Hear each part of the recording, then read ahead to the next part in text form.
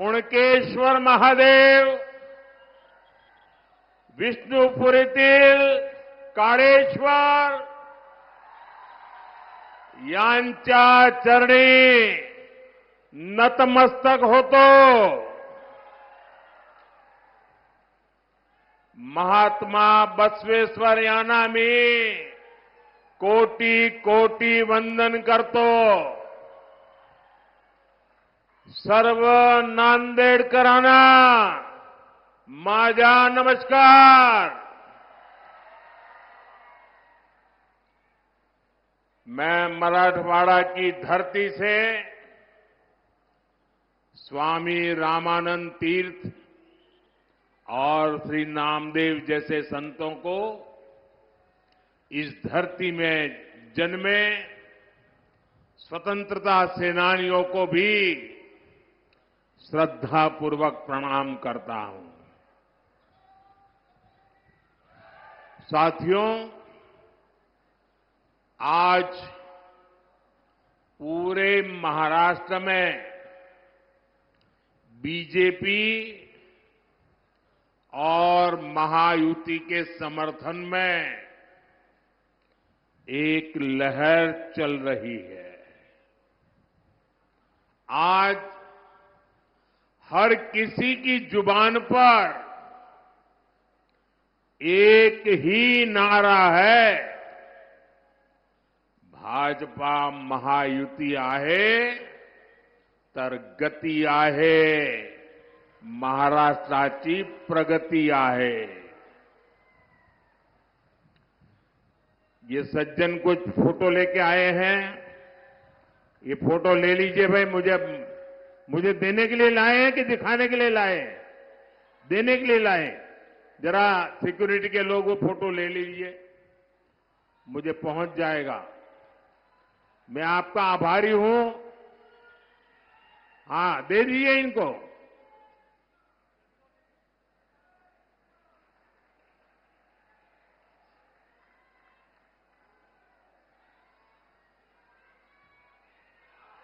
बहुत बहुत धन्यवाद आपका.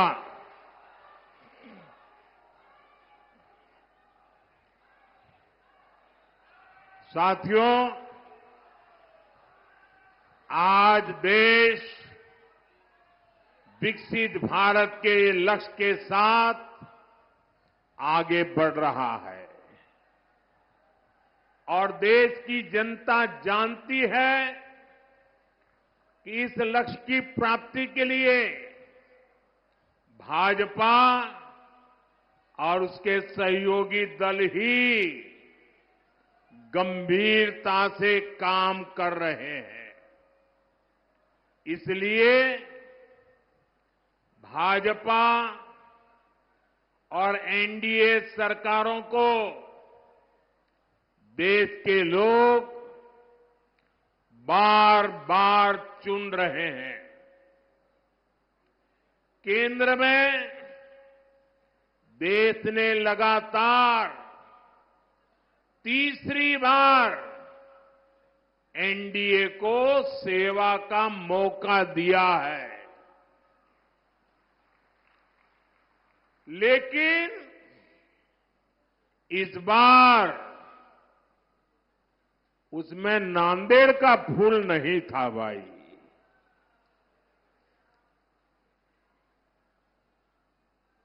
क्या इस बार नांदेड़ का फूल भी पहुंचेगा दिल्ली? पक्का पहुंचेगा. देखिए, आज मैं डबल ड्यूटी कर रहा हूं. एक तो मैं मोदी के लिए भी मदद मांग रहा हूं और दूसरा महाराष्ट्र के उज्जवल भविष्य के लिए भी आपसे आशीर्वाद मांगता हूं.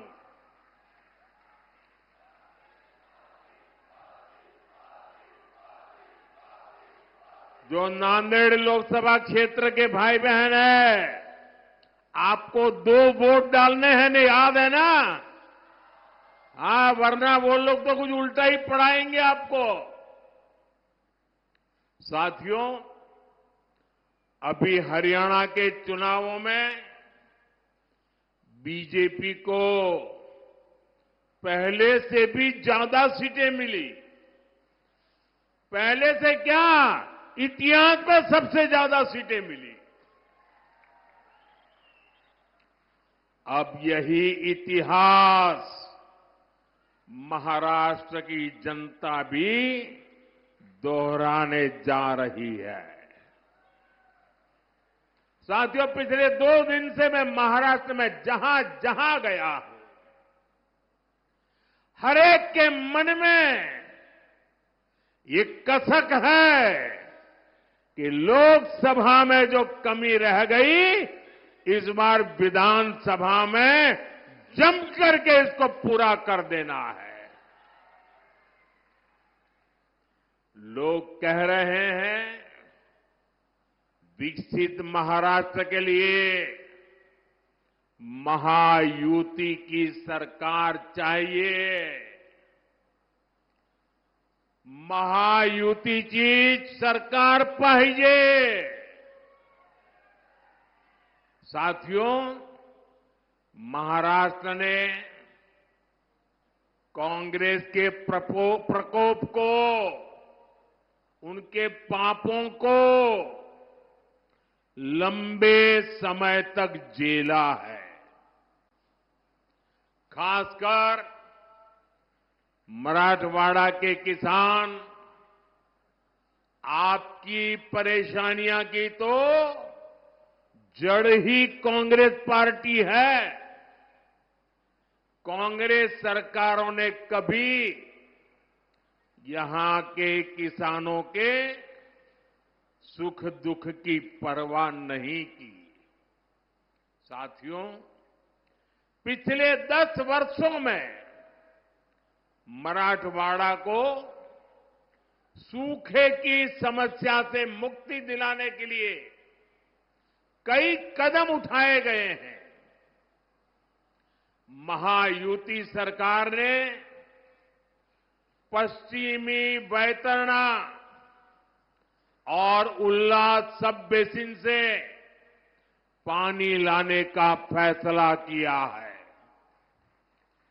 दमनगंगा, बैतरणी, गोदावरी रिवर लिंक योजना से भी मराठवाड़ा को लाभ होगा। मराठवाड़ा में 11 सिंचाई योजनाओं को मंजूरी दे दी गई है। इस क्षेत्र की सिंचाई की समस्या दूर करने के लिए मराठवाड़ा वाटर ग्रिड परियोजना शुरू की गई थी, लेकिन जब महाअगाड़ी की सरकार आई तो उसने इस पर रोक लगा दी। अब महायुति की सरकार ने इसे दोबारा गति दी है। साथियों, किसानों की हित ये हमारी सबसे बड़ी प्राथमिकता है। महाराष्ट्र के 1.25 करोड़ से ज्यादा किसानों को पीएम किसान सम्मान निधि का फायदा मिला है। नांदेड़ में 5 लाख से ज्यादा किसानों के खाते में, मैं सिर्फ नांदेड़ की बात कर रहा हूं, लगभग 1,500 करोड़ रुपए भेजे हैं।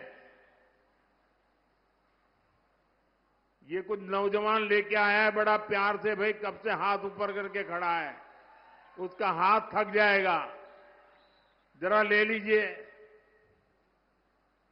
धन्यवाद भैया आपके प्यार के लिए। ये आपका प्यार ही मेरी ताकत है भाई।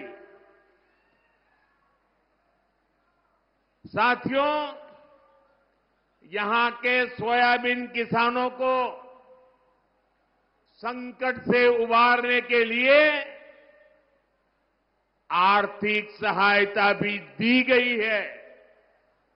साथियों, पिछले 2.5 वर्षों में मराठवाड़ क्षेत्र में 80,000 करोड़ रुपए का निवेश हुआ है। इससे रोजगार के हजारों नए अवसर तैयार हुए हैं। दिल्ली मुंबई इंडस्ट्रियल कॉरिडोर इस क्षेत्र को नई पहचान दे रहा है।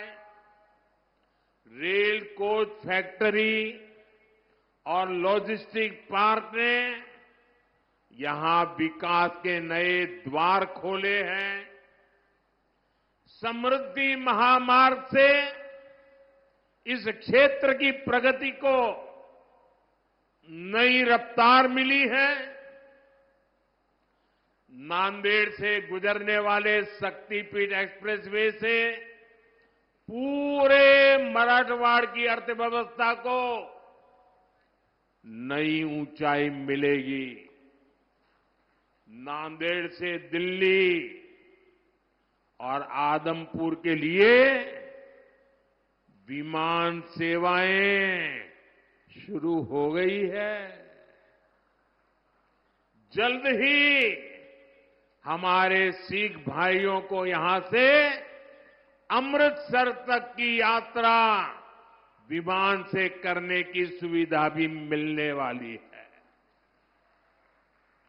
साथियों, पिछले 10 वर्षों में हमारी सरकार की ज्यादातर योजनाओं के केंद्र में नारी शक्ति रही है।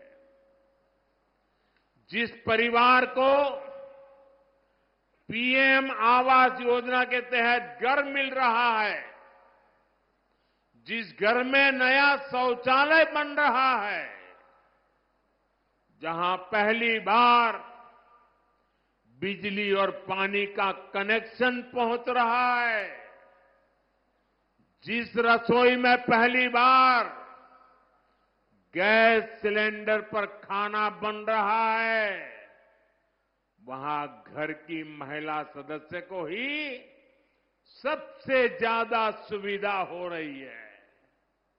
मैं जरा माताओं बहनों को पूछता हूं, मैं सही बोल रहा हूं? हो रहा है कि नहीं हो रहा है? देखिए, माताएं बहनें उमंग और उत्साह से आशीर्वाद दे रही है।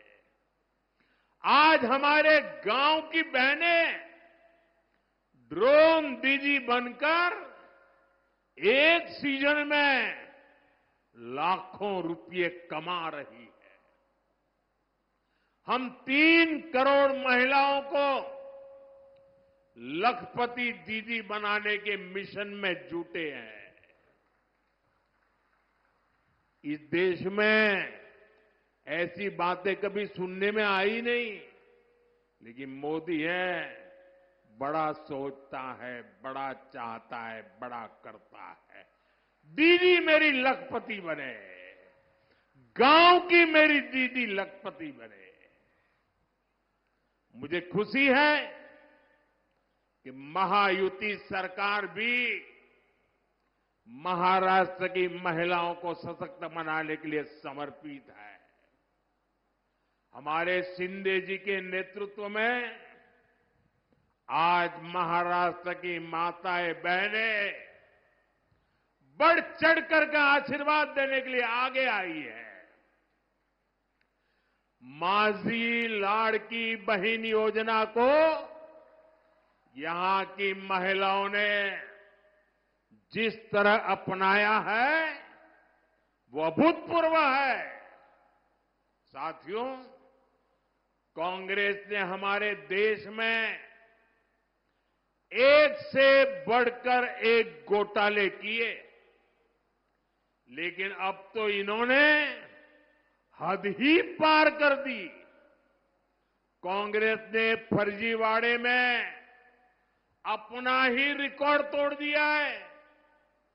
आपने टीवी और मोबाइल पर देखा होगा, कांग्रेस के लोग संविधान के नाम पर अपनी एक अलग लाल किताब बंटवा रहे हैं।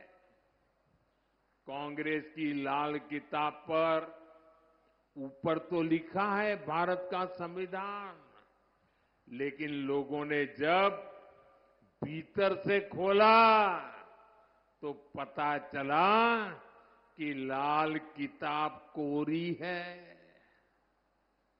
सारे पन्ने कोरे, उसमें बाबा साहब के संविधान का एक शब्द भी नहीं लिखा है। ये उनकी बाबा साहब के प्रति जो नफरत है ना, उसका ये नमूना है। और देख, पूरा देश ये देख करके हैरान है कि चुनाव में इतना झूठा करने की इनकी हिम्मत। संविधान के नाम पर लाल किताब छपवाना, उसमें से संविधान के शब्दों को हटाना, ये संविधान को खत्म करने की कांग्रेस की पुरानी सोच का नमूना है। ये कांग्रेस वाले देश में बाबा साहब का नहीं, अपना अलग ही संविधान चलाना चाहते हैं। यही कोशिश इन लोगों ने आपातकाल के दौरान की थी, इमरजेंसी में की थी। अब अपनी अलग किताब छपवाकर ये संविधान का मजाक उड़ा रहे हैं।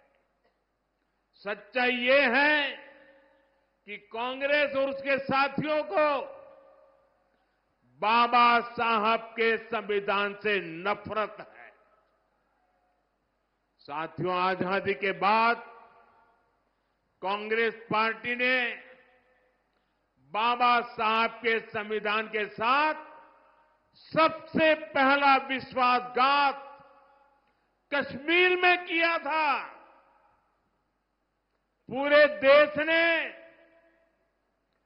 बाबा साहब के संविधान को स्वीकार किया, लेकिन कांग्रेस पार्टी ने आर्टिकल 370 के जरिए कश्मीर में अलग विधान चलाया। कश्मीर में हमारे तिरंगे की जगह अलग झंडा चलाया।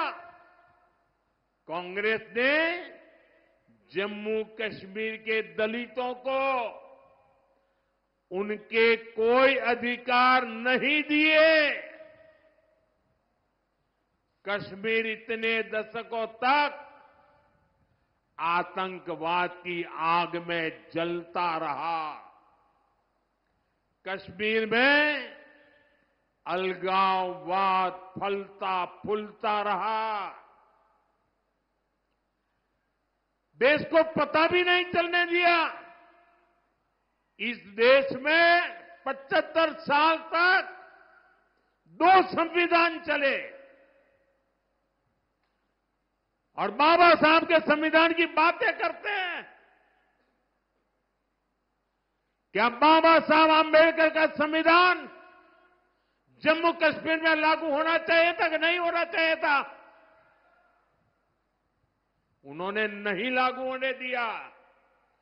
370 की दीवार बनाई थी। और जब मोदी आया, दशकों के इंतजार के बाद हमने कश्मीर को आर्टिकल 370 की जकड़ से आजाद करवाया। 370 की दीवार को हमेशा हमेशा के लिए जमीन में गाड़ दिया है।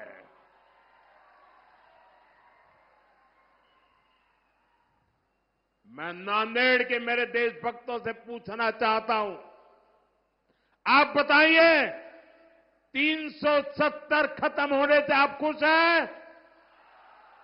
अब 370 मरनी चाहिए कि नहीं मरनी चाहिए? क्या 370 को कभी जिंदा होने देंगे क्या? लेकिन देखिए मेरे नांदेड़ के भाई बहन, कांग्रेस इस फैसले के खिलाफ है। अभी जम्मू कश्मीर में चुनाव हुए थे, वहां कांग्रेस गठबंधन को सरकार बनाने का मौका मिला। सरकार बनाते ही जैसे ही ये लोग विधानसभा में गए, इन्होंने 370 को फिर से लागू करने का प्रस्ताव पास कर दिया। जरा कांग्रेस वालों को पूछिए, ये 370 के पीछे इतना प्यार क्यों है उनको? हमें जम्मू कश्मीर से प्यार है, उन्हें 370 से प्यार है।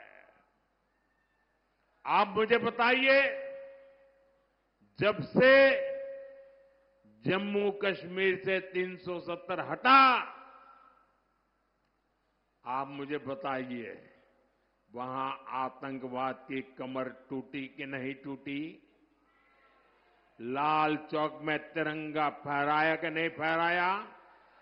लाल चौक में लोगों ने दिवाली मनाई कि नहीं मनाई? वहां अलगाववादी अलग थलग पड़ गए कि नहीं पड़ गए? इतना ही नहीं, कश्मीर में विकास को नई गति मिली है। वहां लोकतंत्र मजबूत हुआ। दलितों को पहली बार आजादी के 75 साल के बाद पहली बार दलितों को उनके अधिकार मिले हैं। लेकिन इससे परेशान कौन हुआ? सबसे ज्यादा परेशान हुआ पाकिस्तान, और दूसरा कांग्रेस और उसके साथी। अब तक पाकिस्तान पूरी दुनिया में घूम घूम कर 370 बहाल करने की मांग कर रहा था। कोई उसकी सुनने वाला नहीं था। लेकिन अब कांग्रेस ने पाकिस्तान का एजेंडा जम्मू कश्मीर विधानसभा के भीतर चला दिया है। क्या कोई भी देशभक्त, कोई भी मेरा मराठी मानुस ऐसी कांग्रेस को माफ कर सकता है क्या? मुझे पूरी ताकत से हाथ ऊपर करके जवाब दीजिए। ऐसी कांग्रेस को माफ कर सकते हैं क्या? ऐसी कांग्रेस को माफ कर सकते हैं क्या?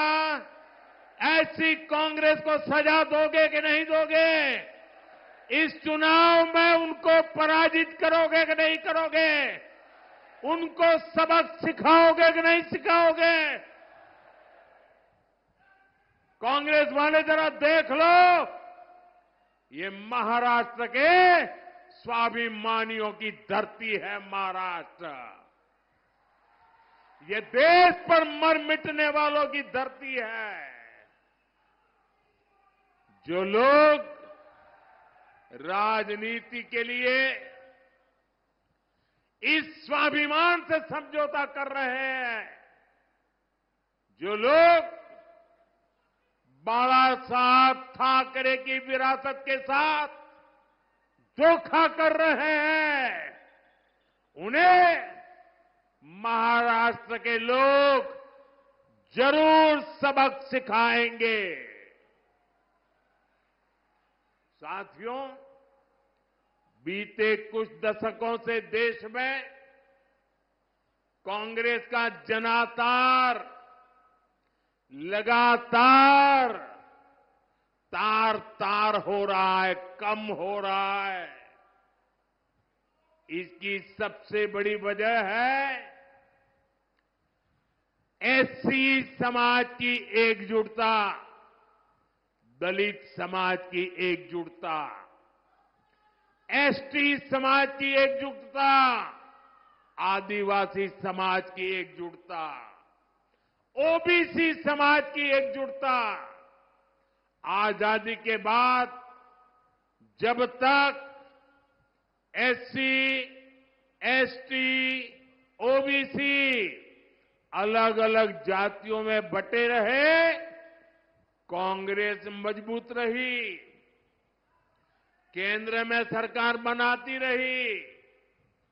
कांग्रेस की राजनीति को सूट करता है कि ओबीसी समाज की जातियां आपस में लड़ती रहे।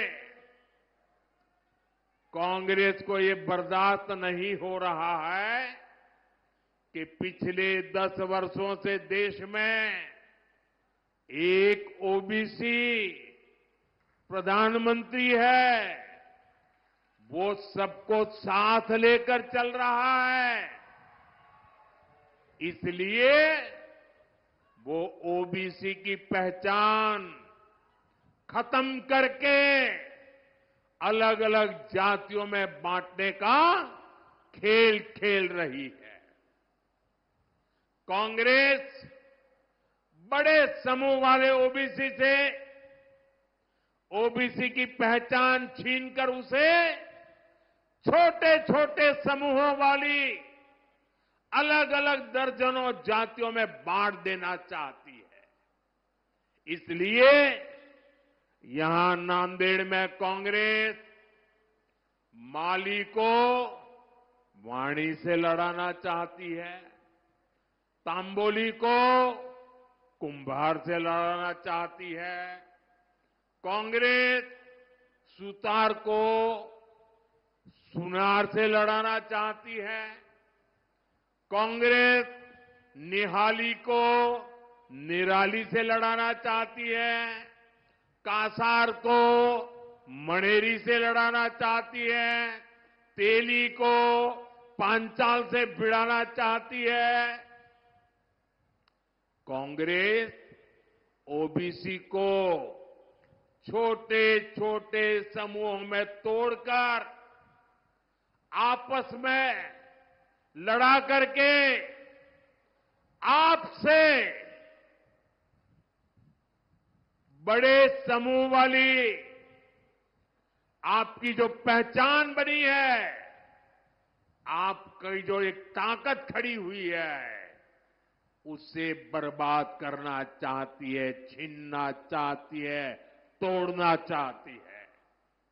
आप याद रखिए, जब आप अलग अलग जाति में बटेंगे तो आपकी संख्या कम होगी, फिर कांग्रेस वाले आपका आरक्षण आपसे छीनेंगे। यही कोशिश नेहरू जी से लेकर राजीव गांधी तक सबने की थी। अब वही काम, वही चालबाजी करके कांग्रेस के शहजादे देश की जनता की आंख में धूल झोंक रहे हैं। उनका मकसद यही है, और इसलिए मैं देशवासियों को कहता हूं, समाज को तोड़ने वाली इनकी प्रवृत्तियों से सावधान रहना है। हम एक रहेंगे तो सेफ रहेंगे, हम एक रहेंगे तो हम एक रहेंगे तो हम एक रहेंगे तो हम एक रहेंगे तो साथियों, विकसित भारत तभी संभव है जब महाराष्ट्र विकसित होगा, महाराष्ट्र का हर परिवार समृद्ध होगा। केंद्र और महायुति की सरकार आपके सपनों को पूरा करने में जुटी है। महायुति के उम्मीदवारों को भारी बहुमत से जिताकर आप अपने भविष्य को सुरक्षित करेंगे। आपने आज हम सब पर इतनी बड़ी तादाद में आकर के जो आशीर्वाद बरसाया है, मैं नांदेड़ की धरती का, नांदेड़ के लोगों का, इस पूरे क्षेत्र के लोगों का सर झुका करके आभार व्यक्त करता हूं। मेरे साथ बोलिए भारत माता की, भारत माता की। दोनों हाथ ऊपर करके पूरी ताकत से बोलिए भारत माता की, भारत माता की, भारत माता की।